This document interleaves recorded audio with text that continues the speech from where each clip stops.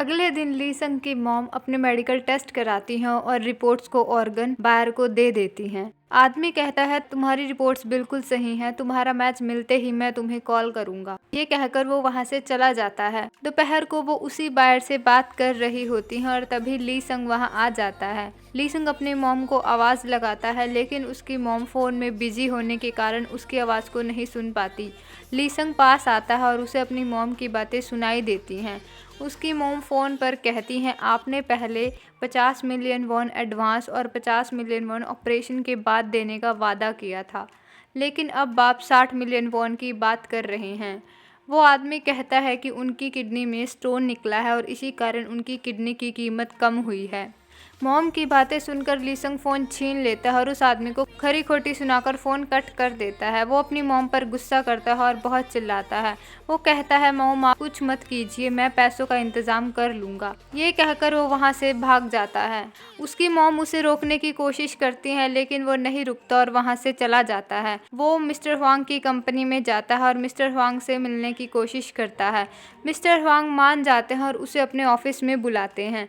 दूसरी तरफ जूही भी पैसों का बंदोबस्त करने की कोशिश कर रही होती है। वो अपने डैड की बटरिंग करती है और 100 मिलियन वॉन मांगती है। उसके डैड उसे पैसे देने से मना कर देते हैं। वो कहते हैं मैं जानता हूँ कि तुम ये सब उस लड़के के लिए कर रही हो, मैं तुम्हें पैसे नहीं दूंगा। इधर ली संग मिस्टर हुआंग से 100 मिलियन वॉन मांगता है। मिस्टर हुआंग कहते हैं तुम्हें क्यों लगता है कि तुम मुझसे इतने पैसों की मांग करोगे और मैं तुम्हें वो दे दूंगा। ली संग कहता है मैं आपसे उधार लेना चाहता हूँ, आप मुझे पैसे दीजिए और मैं आपके पैसे वापस कर दूंगा। ये सुनकर मिस्टर हुआंग कहते हैं इतने पैसे उधार देने के लिए तुम्हारे पास कुछ होना भी तो चाहिए। ली संग कहता है आपकी कंपनी के काम के दौरान ही मेरे डैड को चोट लगी है और उसी के कारण हमें इतने पैसों की ज़रूरत पड़ रही है।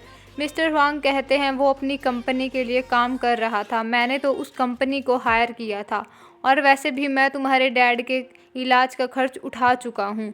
ऐसा कोई रीज़न नहीं है कि मैं तुम्हें पैसे दूँ।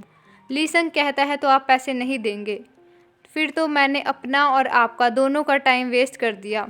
ये कहकर वो वहाँ से जाने लगता है। मिस्टर हुआंग कहते हैं मैं तुम्हें पैसे दे सकता हूँ, लेकिन बदले में तुम क्या दोगे। ली संग कहता है तो मैं खुद को गिरवी रखता हूँ, आप मेरे बदले मुझे पैसे उधार दे दीजिए। ये सुनकर मिस्टर हुआंग हंसने लगते हैं।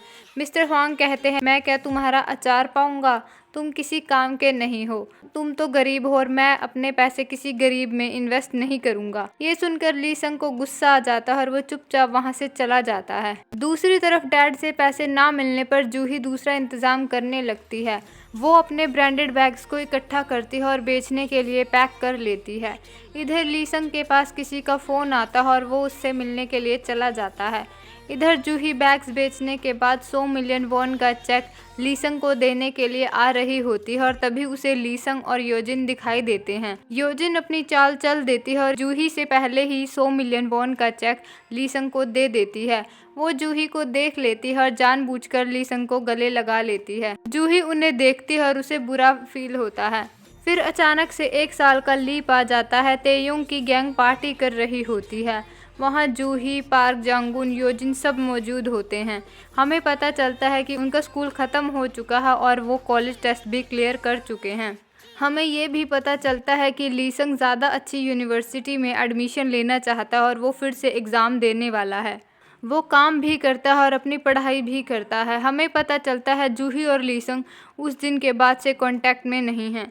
1 साल से वो एक दूसरे के बारे में कुछ नहीं जानते। फिर हमें ली संग को दिखाया जाता है, वो काम कर रहा होता है और उसके पास किसी का मैसेज आता है कि मुझे पिक करने आ जाओ।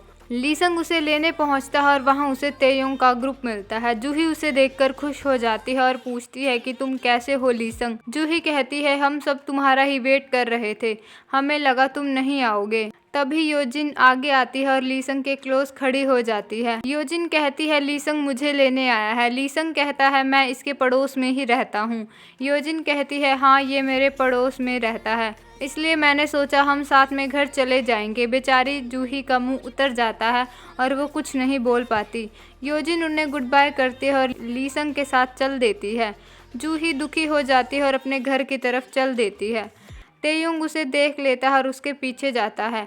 तेयुंग उसके पास पहुंचता है और अपना अम्ब्रेला ओपन कर लेता है। तेयोंग कहता है आज बारिश होने वाली थी और इसीलिए मैं अपने साथ अम्ब्रेला लेकर आया था। जूही कहती है इसे बंद करो, सब हमें ही देख रहे हैं। तेयोंग कहता है वो इसलिए देख रहे हैं क्योंकि तुम इतनी सुंदर हो। वो पूरे रास्ते उससे फ्लर्ट करता रहता है। दूसरी तरफ हमें लीसंग और योजिन को दिखाया जाता है। योजिन कहती है क्या तुमने उन्हें हमारे बारे में कुछ नहीं बताया?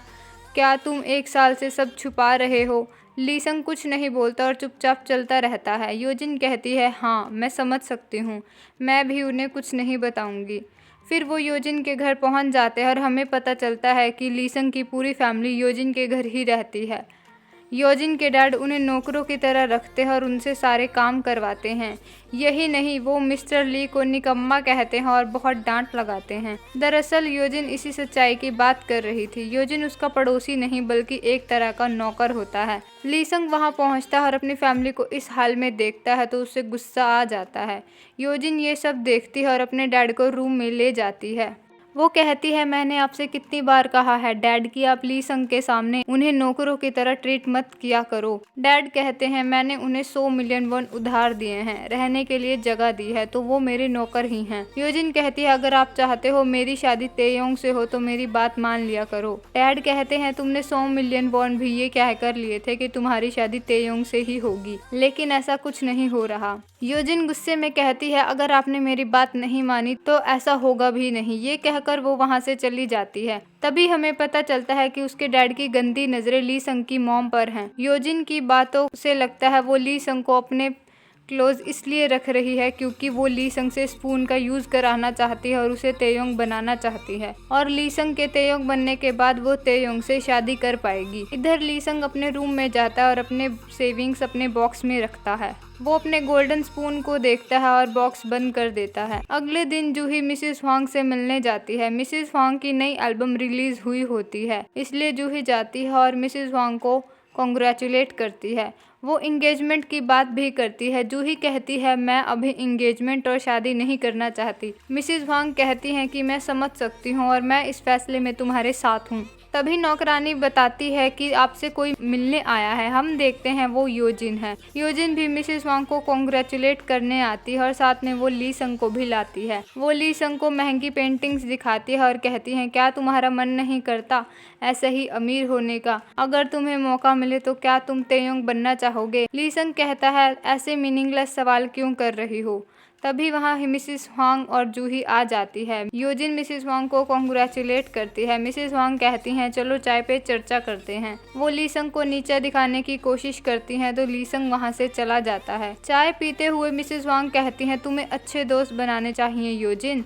योजिन कहती है वो लीसंग मेरा दोस्त नहीं बल्कि मेरा नौकर है। ये सुनकर जूही को बुरा लगता है। मिसेस हुआंग लीसंग पर हंसती हैं और किसी काम से चली जाती हैं। उनके जाते ही जूही कहती है तुम्हें लीसंग के बारे में ऐसा नहीं बोलना चाहिए, वो हमारा दोस्त है। योजिन कहती है तुम्हें क्या फर्क पड़ता है मैं उसे कुछ भी कहूँ। जूही कहती है तुम पहले तो ऐसी नहीं थी, मुझे याद है तुम नारा को भी रिस्पेक्ट देती थी। ये सुनकर योजिन भड़क जाती है और लीसंग और तेयोंग भी वहाँ आ जाते हैं। वो थोड़ा दूर खड़े होते हैं इसलिए उन्हें दिखाई नहीं देते। योजिन कहती है लीसंग मेरे पड़ोस में नहीं रहता बल्कि मेरे ही घर में रहता है। उसकी फैमिली उसी रूम में रहती है जिसमें नारा रहा करती थी। ये सुनकर जूही चौंक जाती है। योजिन कहती है उसने तुम्हें कुछ नहीं बताया होगा, मैं बताती हूँ। उसने मुझसे 100 मिलियन वॉन उधार लिए हैं। वो पैसों के लिए कुछ भी कर सकता है, उसमें शर्म लिहाज प्राइड कुछ भी नहीं है।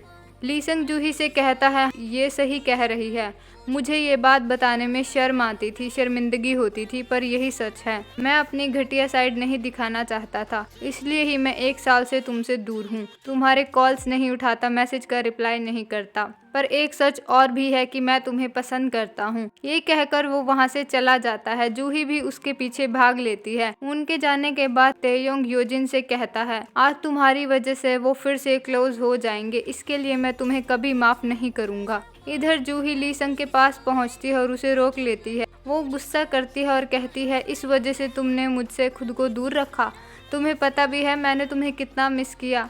लीसंग सॉरी बोलता है और कहता है मैंने भी तुम्हें बहुत मिस किया जूही, तुम्हारी आवाज को मिस किया। वो बोल ही रहा होता है और जूही उसे गले लगा लेती है और कहती है, लीसंग मैं भी तुम्हें पसंद करती हूँ। योजिन दूर से ये सब देखती है और जलकर खाक हो जाती है। अगले दिन जूही योजिन से मिलने उसके घर जाती है। वहाँ उसे उसके डैड मिलते हैं और रूम में वेट करने के लिए कहते हैं। तभी दोबारा से उनके घर की डोरबेल बजती है और डैड दरवाजा खोलने के लिए जाते हैं। इधर योजिन लीसंग को मिलने के लिए बुलाती है। लीसंग पूछता है, तुमने मुझे क्यों बुलाया? योजिन कहती है, गोल्डन स्पून की बात करने के लिए। दूसरी तरफ हमें पता चलता है वो डोरबेल तेयोंग ने बजाई थी। वो रूम में जाता है तो जूही पूछती है, तुम यहाँ क्या कर रहे हो? तेयोंग कहता है, मैं लीसंग से मिलने आया था, पर मुझे पता चला तुम भी यहाँ पर हो, इसलिए मैं भी यहीं आ गया। वो उसके रूम की चीजें छेड़ने लगता है और वहाँ उसे गोल्डन स्पून मिलता है। तेयोंग और जूही स्पून देखते हैं और सोच में पड़ जाते हैं। इधर लीसंग कहता है, तो मेरा शक सही था, तुम नारा हो, तुमने भी गोल्डन स्पून यूज किया है। योजिन कहती है, हाँ तुम सही थे, पर मैं चाहती हूँ तुम भी स्पून यूज करो और तेयोंग की लाइफ जियो। लीसंग ऐसा करने से मना करता है। लीसंग कहता है, मैं मेरी फैमिली और जूही के साथ बहुत खुश हूँ, मैं इसी लाइफ को जीऊंगा। योजिन एक गोल्डन स्पून निकालती है और कहती है, तो ठीक है, तुम्हें इस स्पून की जरूरत नहीं है। ये कहते ही वो उसे तालाब में फेंक देती है। ये देखकर लीसंग को बुरा लगता है और वो पूछता है, तुमने ये क्यों किया? और इसी के साथ एपिसोड खत्म हो जाता है।